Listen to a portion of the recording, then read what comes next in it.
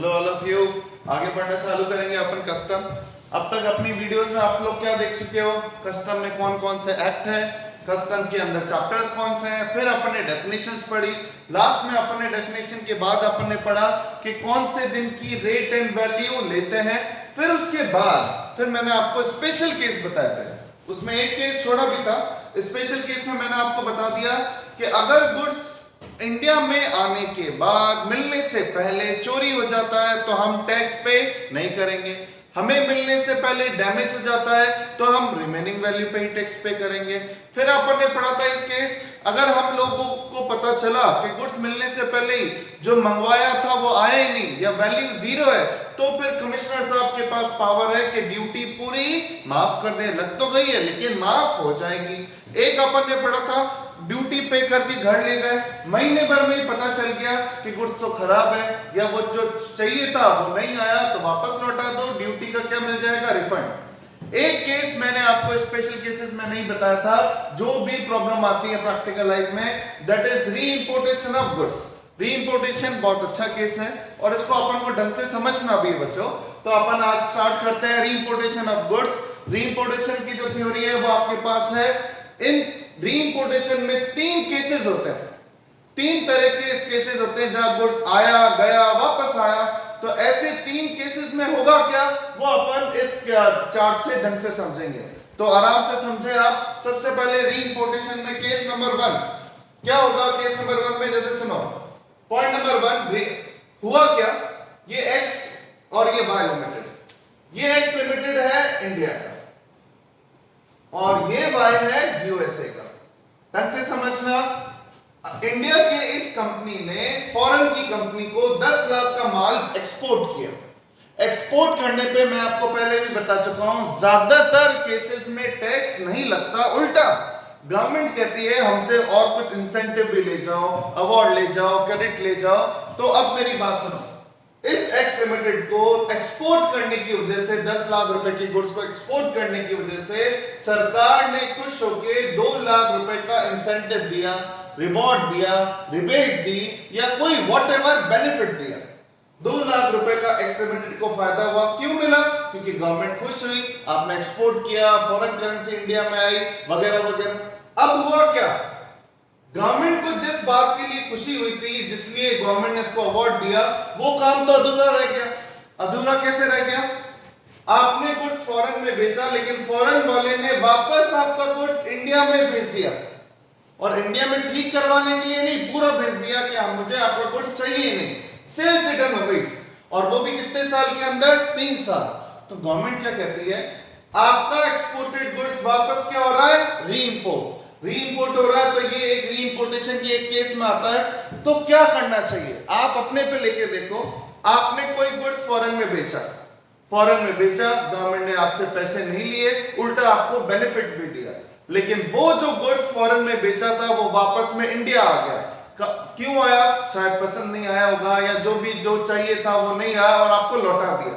लौटाने पर अब उस केस में उसने पैसे तो दिए नहीं होंगे। मेरी बात समझ में आई? वो 10 लाख रुपए थोड़ी देगा जब वो गुड्स ही वापस भेज रहा है।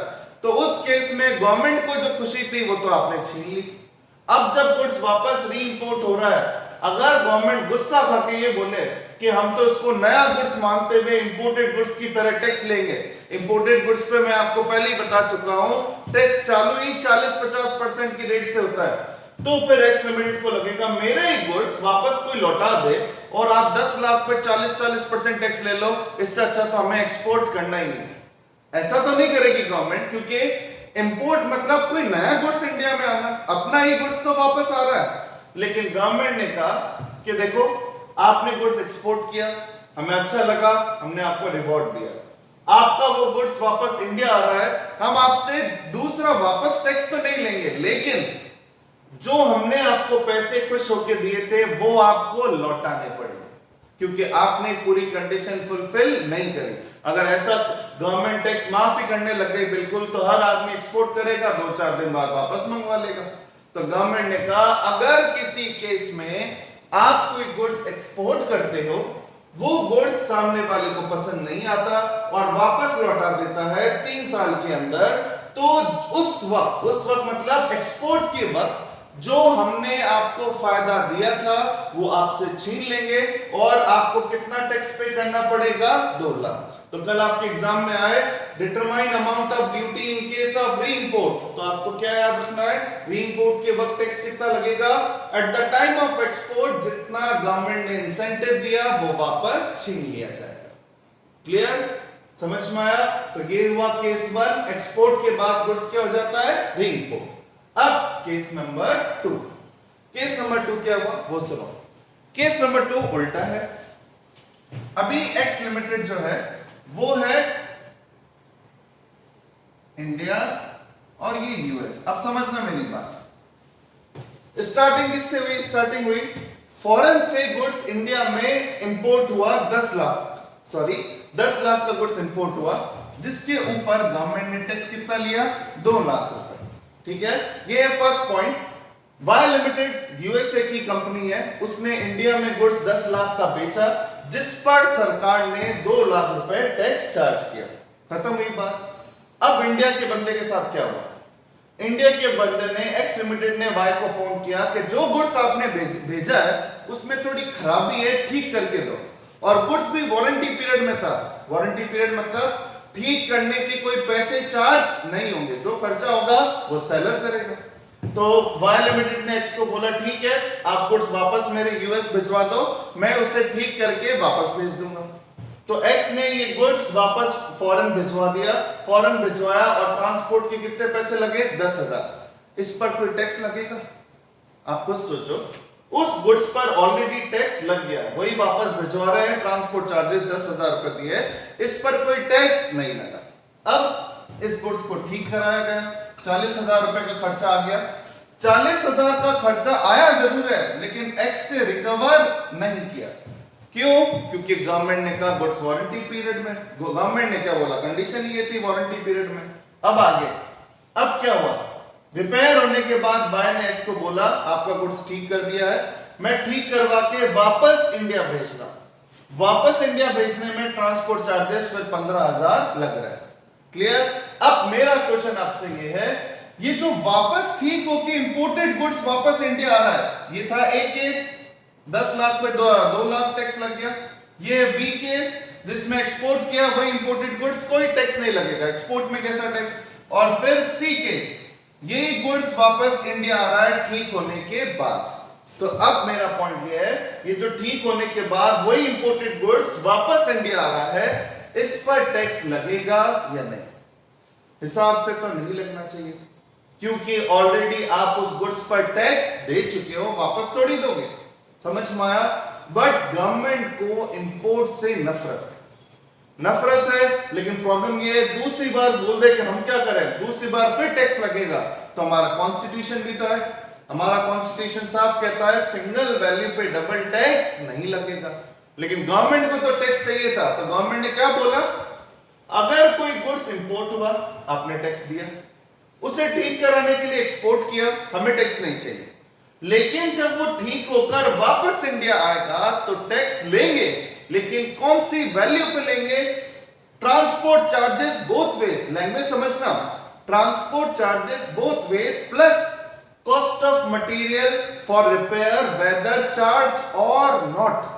मतलब भेजने के ट्रांसपोर्ट चार्जेस, वापस आने के ट्रांसपोर्ट चार्जेस, दोनों को टोटल करेंगे, उस पे तो लगेगा ही, प्लस जो ठीक करने में खर्चा आया उस पर भी लगेगा, चाहे आपसे लिया हो या नहीं। गवर्नमेंट कहती है हमने पूछा ही नहीं आपसे कि आपसे ये 40,000 लिए या नहीं, खर्चा लग गया, उस मटेरियल पे एक्स्ट्रा कॉस्ट है ये, तो फिर टैक्स किस पर लगेगा, जाने के 10,000, रिपेयर के 40,000 और वापस आने के 15,000, टोटल 65,000 पर आपको टैक्स देना है। क्लियर? समझ में आया? तो आपको एक बार कहा जाए तो 2 बार टैक्स देना पड़ गया, एक बार तो इंपोर्ट के वक्त और एक बार ठीक होकर वापस जब आया तब। लेकिन जब वापस आया एडिशनल खर्चे पर ही टैक्स लगेगा, चाहे आपसे रिकवर किया हो या नहीं किया हो। 2 केस समझ में आ गए? क्लियर? ये आपके पीडीएफ में तो है ही, उसको देख के और समझना है। अब आओ तीसरे पर। तीसरा जस्ट इसका उल्टा है, इंपोर्ट की जगह एक्सपोर्ट वर्ड यूज कर रहे हैं अपन। चलो देखो, तीसरा केस वापस X limited India, Y USA का। इंडिया के बंदे ने 10 लाख में गुड्स वाई को एक्सपोर्ट किया। एक्सपोर्ट पर कोई टैक्स चार्ज नहीं होता, कोई टैक्स नहीं लगा। हुआ क्या, अभी गुड्स खराब हो गया, खराब हुआ तो फॉरेन के बंदे ने इंडिया में गुड्स ठीक करने के लिए भेजा। जैसे केस 2 में हुआ था। केस 1 और 3 में फर्क है। केस 1 में तो सेल रिटर्न थी, वाई ने बोला पूरा ले जा, चाहिए ही नहीं तेरा गुड्स मुझे। लेकिन यहां पे वाई ने एक्स को बोला मैं आपका गुड्स ठीक करवाने के लिए भेज रहा हूं इंडिया में, आप ठीक करके मुझे वापस दे देना। तो आपने एक्सपोर्ट किया था, कोई टैक्स नहीं लगा। ठीक करवाने के लिए वापस इंडिया आया, गवर्नमेंट कहती कोई बात नहीं, अपना ही तो गुड्स वापस आया है, ठीक करवाने के लिए कोई टैक्स नहीं लगेगा। लेकिन शर्त यह है ठीक करवाने के लिए 3 साल के अंदर अंदर आ जाना चाहिए, और अगर कोई मैन्युफैक्चरिंग डिफेक्ट है तो 1 साल में आ जाना चाहिए। यूं नहीं हो मैन्युफैक्चरिंग डिफेक्ट है 10 साल बाद आ रहा है तो गवर्नमेंट समझ जाती है कि कोई ना कोई प्रोडक्ट चेंज करके ये बेवकूफ बना रहा है। तो क्लियर, सुनो, अगर ठीक करवाने के लिए 3 साल में इंडिया आ जाए, सही मैन्युफैक्चरिंग डिफेक्ट को सही करवाने के लिए 1 साल में इंडिया आ जाए, प्लस ये इंडिया का बंदा इस गुड्स को जो कि ठीक करवाने के लिए इंडिया आया है उसे 6 महीने में ठीक कर कर वापस यूएस भेज देगा, तो गवर्नमेंट कहेगी एक्सपोर्ट को प्रमोट तो करना ही है, कोई टैक्स चार्ज नहीं होगा। तो आप सोचो, ना एक्सपोर्ट के वक्त टैक्स लगा, ना जब गुड्स वापस आया तब टैक्स लगा, और ठीक होके वापस 6 महीने में चला गया तब भी टैक्स नहीं लगेगा। और वहीं जब इंपोर्ट की बात आई थी तो at the time of import भी टैक्स लगा था और री इंपोर्ट भी लगा था, लेकिन यहां पर कोई टैक्स चार्ज नहीं होगा। क्लियर, टाइम का तो ध्यान रखना ही है। तो 3 केस क्लियर हुए। गुड्स सेल रिटर्न हो जाता है तो जो गवर्नमेंट ने बेनिफिट दिया उस पर टैक्स देना है।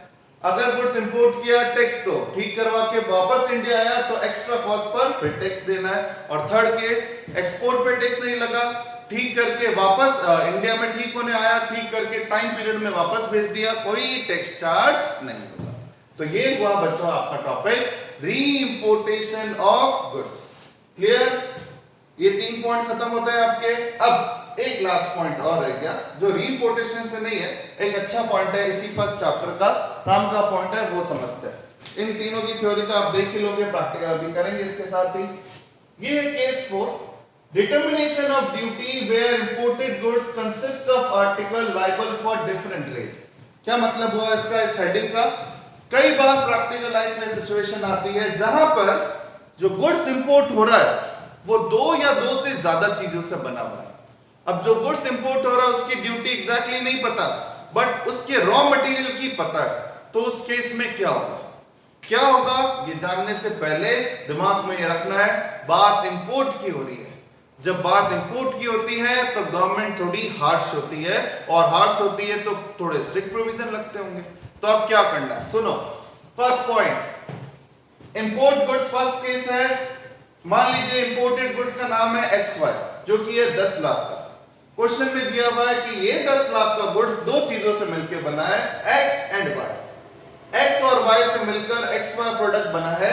X पर रेट ऑफ ड्यूटी है 10, Y पे रेट ऑफ ड्यूटी है 12। तो उस केस में गवर्नमेंट कहती है अगर कोई इंपोर्टेड गुड्स 2 या 2 से ज्यादा चीजों से बना है जिस पर रेट ऑफ ड्यूटी अलग अलग है, तो लगेगी विच एवर इज हाईएस्ट। और विच एवर इज हाईएस्ट दोनों में से ज्यादा कौन है? 12। तो इस इंपोर्टेड गुड्स पर 12% रेट ऑफ ड्यूटी देनी। ये याद रखना पड़ेगा आपको कि इंपोर्टेड गुड्स पे गवर्नमेंट बहुत हार्श है। वहीं जीएसटी में गवर्नमेंट आपको मौका देती है साबित करने के लिए, यहाँ कुछ नहीं है, यहाँ तो है विच एवर इज हाईएस्ट। और अगर एग्जाम में आया ये 10 की जगह मान लो 0% रेट ऑफ ड्यूटी है, अब पूछा जाए अब क्या होगा? अब भी वही होगा, 0% is also a rate of duty. 12 हो या 0 अभी भी क्या लगेगा? Whichever is higher. और विच एवर इज हायर तो अभी भी कितनी रेट ऑफ ड्यूटी लगेगी? 12%। समझ में आ रहा है? क्लियर हो रहा है? तो ये एक पॉइंट क्लियर हुआ। नेक्स्ट पॉइंट, लेकिन सुप्रीम कोर्ट का एक जजमेंट है। जजमेंट क्या है वो अपन इस केस में देखते हैं। सुप्रीम कोर्ट को कई लोगों ने बोला कि एक गुड्स है 1 लाख का, एक गुड्स है 10 लाख का। 1 लाख वाले पे लगती है रेट ऑफ ड्यूटी 40, दूसरे रॉ मटेरियल पे रेट ऑफ ड्यूटी 10 ही है। वो 1 लाख की वजह से हमें 10 की जगह 40 देनी पड़ रही है। तो कोर्ट ने कहा कि अच्छा, इसका मतलब आपको पता है कि ये जो इंपोर्टेड गुड्स जिन रॉ मटेरियल से बना है उसकी वैल्यू कितनी है? लोगों ने कहा हाँ, हमारे पास सबूत है। तो कोर्ट ने कहा सबूत है तो फिर ठीक है, आप कस्टम ऑफिसर को ये प्रूव कर दो कि ये जो इंपोर्टेड गुड्स 20 लाख रुपए का है वो दो चीजों से बना है, जिसमें Y पे रेट Y है 15 लाख का, Z है 5 लाख का। ये एविडेंस लाकर ऑफिसर के हाथ में दोगे कि सर इस 20 में से 15 लाख का तो प्रोडक्ट Y है और 5 लाख का प्रोडक्ट Z है, तो उस केस में विच एवर इज हाईएस्ट की जगह गवर्नमेंट कहती है 15 लाख पे तो लग जाएगा 12% और 5 लाख पे लग जाएगा 15%। क्लियर? लेकिन इस केस में क्या होना चाहिए? एविडेंस। एविडेंस नहीं है तो फिर तो विच एवर इज हाईएस्ट ही होगा। समझ में आ रहा है? इन दोनों केस में फर्क क्लियर हुआ। इधर हमें रॉ मटेरियल की वैल्यू पता नहीं थी और ना एविडेंस था, इधर एविडेंस है तो फिर अच्छा फायदा है, जो जिसकी जितनी वैल्यू है उस पे उतना रेट ऑफ टैक्स दे दो। क्लियर? 2 पॉइंट खत्म हुए। थर्ड लास्ट पॉइंट, कई बार आपके एग्जाम में आएगा, कार इंपोर्ट करी, कार के साथ उसकी एसेसरीज भी इंपोर्ट करवा ली, मोबाइल इंपोर्ट किया, मोबाइल के साथ उसका कवर या उसका ग्लास वो इंपोर्ट करवाया। तो अब ये मोबाइल का ग्लास हो गया, कार के साथ वो एसेसरीज हो गई, यूपीएस के साथ बैटरी हो गई, ये सब क्या है? ये सब है फिनिश गुड्स के साथ खरीदे हुए bought out item, bought out items बोल लो या एसेसरीज बोल लो। तो उस केस में क्या होगा? मतलब आपका फिनिश गुड 10 लाख का जिस पे रेट ऑफ ड्यूटी है 15, इस फिनिश गुड्स में 2 लाख की एसेसरीज भी है जिस पर रेट ऑफ ड्यूटी अलग है। गवर्नमेंट क्या कहती है, अगर आप फिनिश गुड्स के साथ उससे रिलेटेड कोई बॉट आउट आइटम, छोटे मोटे आइटम जो फिनिश गुड्स में काम आता है, जैसे मोबाइल का ग्लास वगैरह हो गया, या कोई एसेसरीज खरीदते हो, तो उस केस में उस छोटे मोटे बॉट आउट आइटम या एसेसरीज पर भी वही रेट ऑफ ड्यूटी लगेगी जो किस पे लगती है? फिनिश गुड्स पर।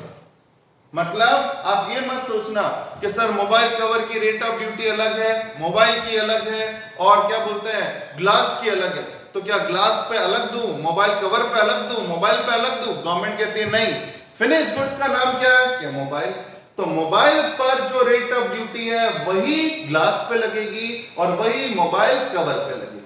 कार के साथ कुछ एसेसरीज छोटे मोटे आइटम मंगवा दिए तो उन आइटम पर भी रेट ऑफ ड्यूटी कार की लगेगी एज पर दिस रूल।